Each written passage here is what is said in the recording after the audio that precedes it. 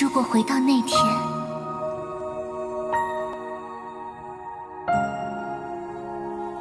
我半生坎坷，却多不由我。你跟我走吧。去哪儿？去哪无所谓，天涯海角。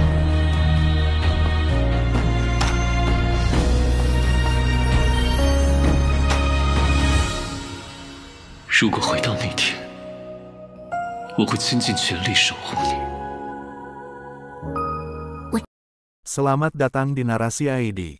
Jangan lupa dukung channel ini dengan cara subscribe kawan. Langsung saja ke cerita. Kabut asap, Gunung Qingyun, puncak bambu besar. Sejak pertempuran Qingyun, beberapa hari telah berlalu, medan perang yang pernah menjadi saksi peristiwa monumental, dari waktu ke waktu berubah damai, semua jejak perang, dalam proses pembersihan, dengan tenang terhapus. Pada hari itu, berapa banyak yang telah kehilangan teman dan orang yang mereka cintai. Di puncak Tongtian, tumpukan banyak mayat, dari puncak sampai kaki, seperti penjara Hades yang disebutkan.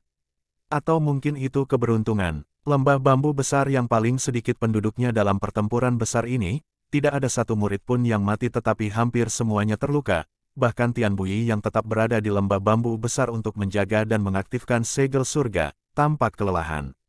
Di antara para murid, murid kedua Wu Dai, murid keempat Hedazi adalah yang paling serius terluka. Mereka masih dikurung di tempat tidur sampai sekarang tetapi nasib baik di tengah-tengah buruk. Tendon atau tulang mereka tidak terluka. Setelah Tian Bui secara pribadi memeriksa mereka, mereka hanya perlu istirahat dan memulihkan diri.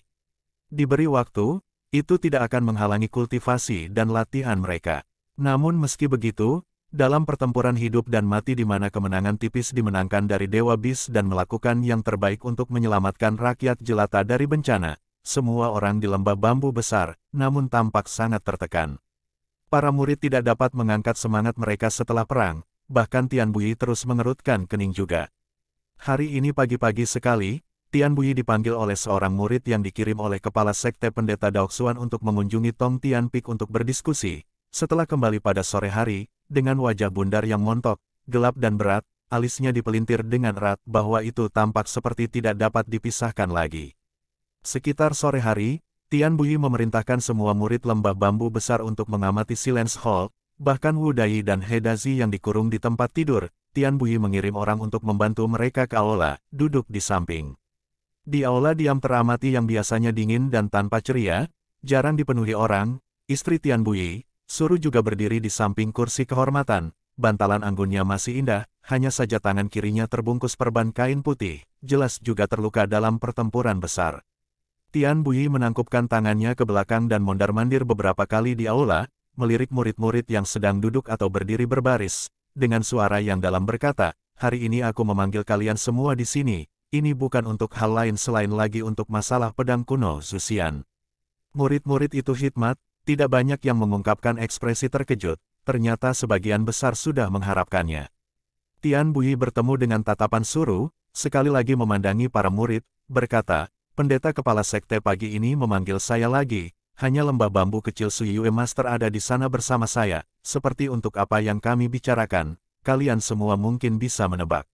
Masalah pedang kuno Zuxian yang mengalami kerusakan, tidak peduli apa, kalian semua harus merahasiakannya, tidak boleh mengungkapkan sedikit pun."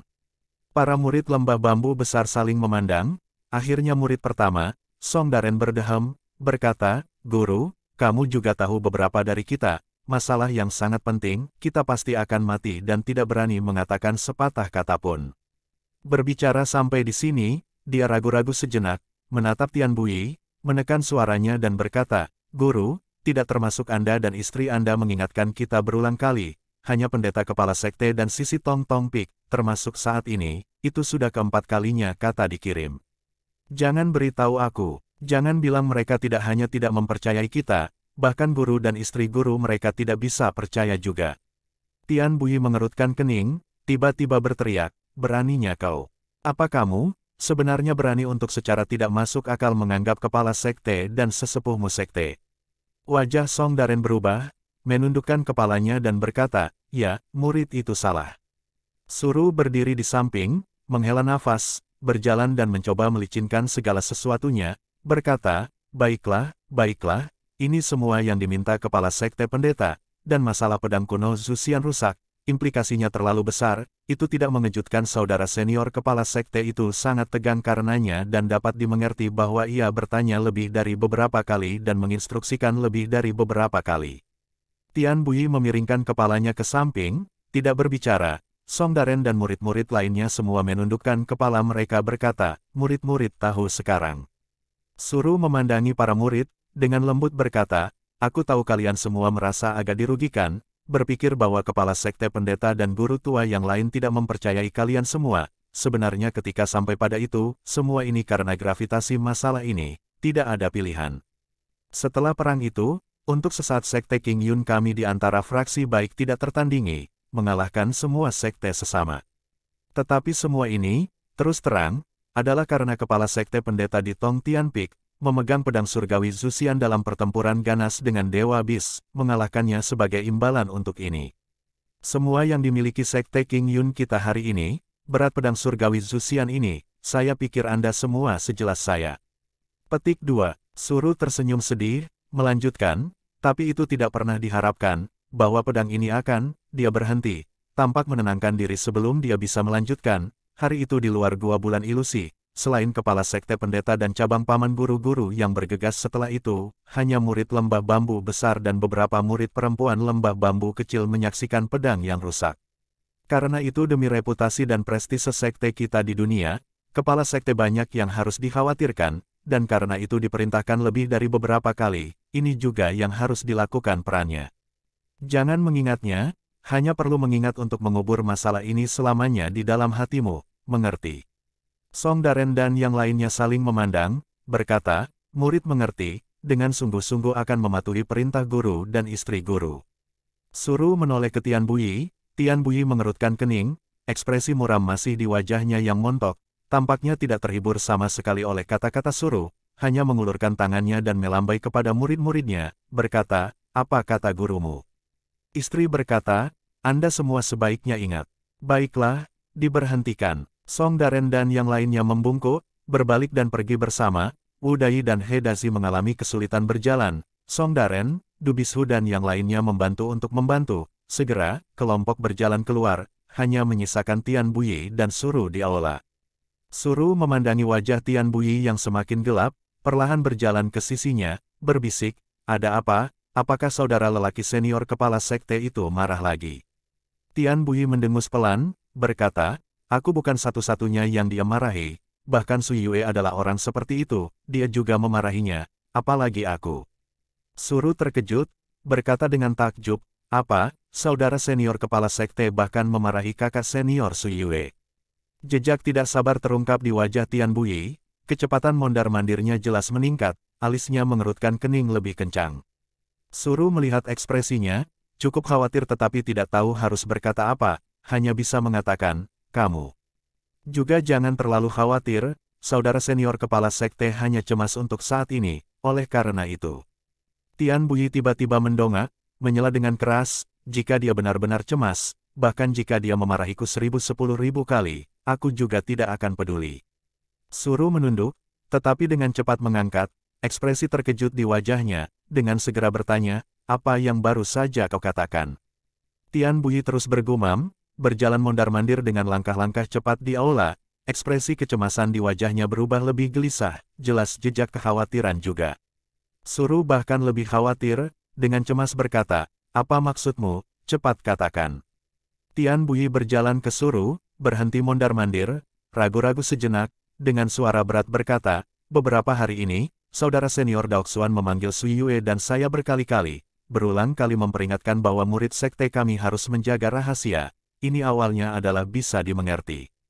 Namun beberapa kali baru-baru ini, saya perhatikan ada sesuatu yang salah dengan kakak senior Daoxuan.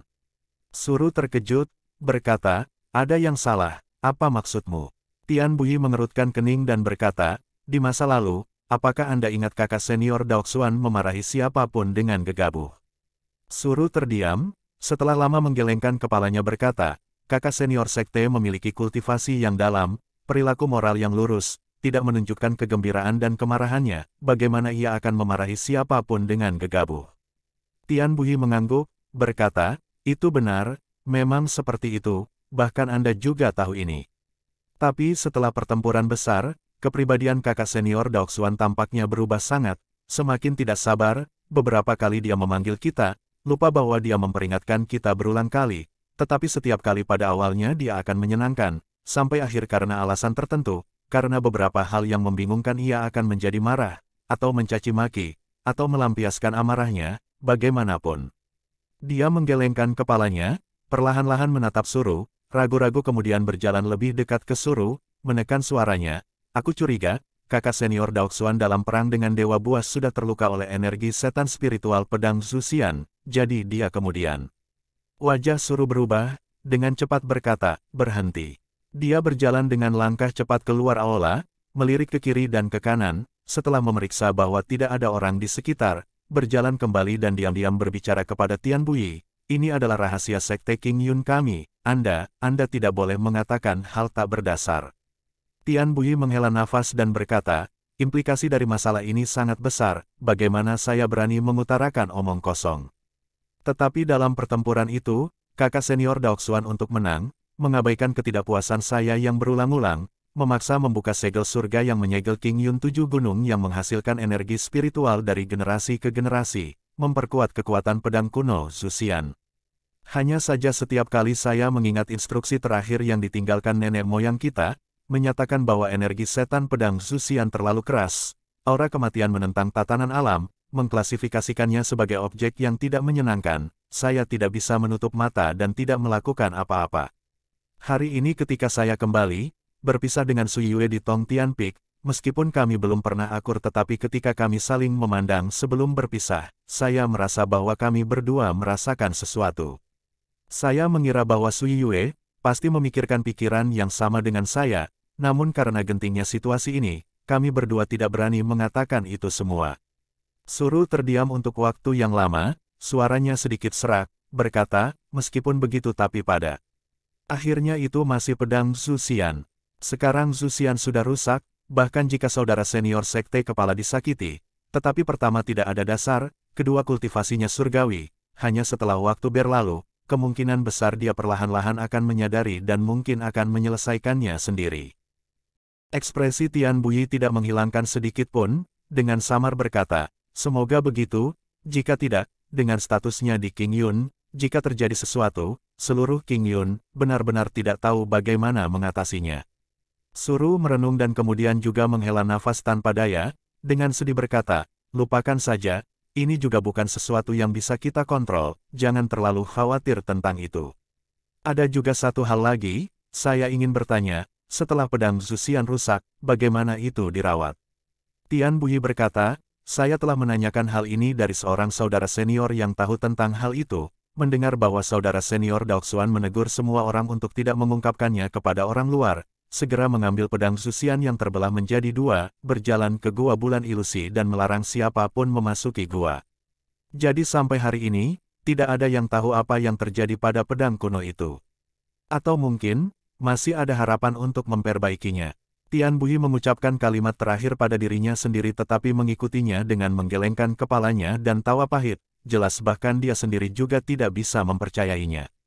Setelah beberapa tawa pahit, dia berbicara, "Kita tidak bisa melakukan apa-apa tentang pedang, alih-alih perjalanan ke puncak Tong Tian hari ini, selain ditegur tanpa alasan, saya juga mendengar hal yang aneh." Suru terkejut, berkata, "Hal aneh apa?" Tian Bui mengangkat bahu, berkata, "Kamu tidak akan percaya juga, dalam pertempuran itu, banyak murid dan penatua kita meninggal. Saat ini di Tong Tian Peak Crystal Hall upacara pemakaman umum sedang dilakukan. Tapi kakak senior Daoxuan kami, setiap hari hanya muncul sebentar di Crystal Hall dan kemudian menghilang. Sebaliknya ia pergi ke pendiri Ancestral Hall setiap hari untuk berjaga-jaga. Bukankah itu aneh?" Suru terpana, ditanya dengan heran, "Terus berjaga? Apa yang terjadi di pendiri Ancestral Hall? Jangan bilang bahwa seorang penatua senior telah meninggal." Tian Bui menggelengkan kepalanya, mencibir dan berkata, "Di mana akan ada penatua senior? Saya mendengar beberapa murid junior diam-diam bercakap-cakap. Itu adalah seorang lelaki tua yang telah berjaga dan memelihara founder Ancestral Hall selama 10 tahun, karena alasan tertentu secara kebetulan meninggal pada hari itu. Bagaimana dia meninggal, tidak ada yang tahu, hanya bahwa ketika saudara senior Daoxuan tahu, untuk saat itu tercengang, saat berikutnya malah menjadi marah, mendengar bahwa selama beberapa hari dia berada di samping dirinya sendiri. Pada akhirnya dia bersikeras untuk menempatkan ini tablet spiritual pria tua di Founders Ancestral Hall, tapi yang paling aneh adalah, tablet spiritual yang dia tempatkan di Founders Ancestral Hall, sebenarnya kosong. Suru tampak lebih bingung setelah mendengarnya, menggelengkan kepalanya berkata, ini apa ini sebenarnya? Jangan bilang kakak sekte kepala senior benar-benar entah bagaimana moodle-headed. Tian Buyi mencibir, berkata, apakah dia cacat atau tidak? Tidak ada yang tahu, lagi pula seseorang memang mencegahnya tapi dia menolak untuk mendengarkan. Dan dia tidak memperhatikan tablet spiritual para murid itu di Crystal Hall, sebaliknya menatap dengan trans pada tablet spiritual kosong itu di Founders Ancestral Hall. Jika dia terus seperti ini, saya pikir sekte King Yun ini, cepat atau lambat sesuatu akan terjadi, cepat atau lambat itu akan dihancurkan di tangannya. Suru terdiam, setelah waktu yang lama, mendesah samar, memandang keluar dari aula, melihat pada sore yang sunyi ini, bagian luarnya juga kosong, hanya langit biru jernih yang jauh. Angin sepoi-sepoi bertiup melewati, suara gemerisik bambu terdengar tidak jelas, tetapi karena alasan tertentu, itu malah meningkatkan perasaan kesepian. Bukit King Yun, Puncak Tongtian, pendiri Ancestral Hall. Di sini tenang dan khusyuk seperti biasa, aula tinggi masih menjulang tinggi, dikelilingi masih dengan hutan hijau yang subur, seolah-olah pertempuran besar yang mengejutkan bumi yang terjadi di Bukit King Yun beberapa hari yang lalu, tidak berdampak sama sekali di sini. Selain lelaki tua yang hilang yang menyapu tanah, dan di atas altar yang remang-remang itu, di daerah yang biasa-biasa saja di antara banyak loh batu, sebuah loh batu spiritual tambahan yang tidak dikenal dan kosong. Lin Jingyu diam-diam berlutut di depan tablet yang kosong itu, mengenakan pakaian berkabung, di depannya ada wajan api, di atas meja 2 lilin putih dinyalakan, 3 batang dupa, melayang asap, meringkuk, dengan lembut melayang, segera bergabung ke dalam dupa persembahan, tak terpisahkan. Lin Jingyu tampak sedih, bibirnya tertutup rapat, kayu berlutut di tanah, perlahan-lahan menempatkan uang kertas ke dalam panci api, menyaksikannya perlahan melengkung dan berubah menjadi kuning, secara bertahap berkurang menjadi abu, lalu perlahan-lahan menempatkan set baru. Di sela-sela, dia sering menatap tablet itu. Ketika tablet pria tua itu ditempatkan di aula leluhur pendiri, itu adalah kepala sekte King Yun pendeta Daoxuan soliter, para pemimpin cabang lainnya tidak setuju, namun sepanjang kata-kata kepala sekte King Yun berbobot, selain itu setelah pendeta Daoxuan mengalahkan Dewa Bis, reputasinya bahkan lebih bergengsi. Sisanya melihat bahwa dia bertekad dan mengikuti keinginannya. Hanya saja meskipun masalah ini tidak terduga untuk Lin Jingyu, tetapi apa yang terjadi sesudahnya, bahkan lebih mengejutkan, pendeta Daoxuan benar-benar menempatkan tablet kosong di aula. Karena itu, Lin Jingyu bahkan cukup berani untuk bertanya kepada pendeta Daoxuan yang datang untuk menawarkan doa. Tanpa diduga pendeta Daoxuan hanya dengan acuh tak acuh bertanya sebagai balasan, membuat Lin Jingyu berkata-kata, lalu, apakah Anda tahu namanya?